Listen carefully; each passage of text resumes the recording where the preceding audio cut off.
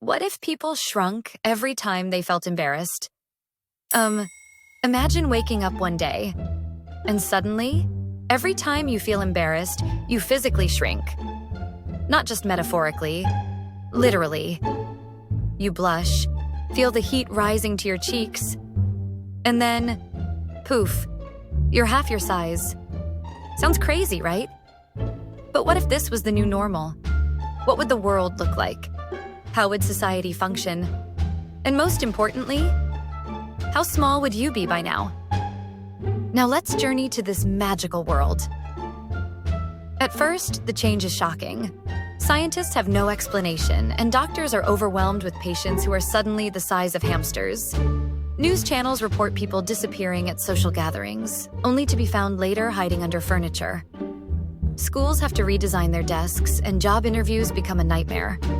Candidates start at normal height, but end up the size of a pencil by the end of questioning. Restaurants adapt by offering miniature seating zones for those who have shrunk mid-date. Subway stations have designated tiny passenger waiting areas. Society is adjusting, kind of. Life becomes unpredictable. Imagine walking into an important meeting, feeling nervous, and suddenly your suit is 3 sizes too big. Or trying to flirt with your crush. But as soon as they look at you, you shrink to the size of a teacup. Not ideal. The dating scene becomes chaotic. If your date suddenly shrinks, do you continue the conversation or pretend nothing happened? And what about public speaking? Universities now provide podiums with built-in magnifying glasses, so professors don't accidentally step on their students. But the most bizarre part? Some people start using it to their advantage.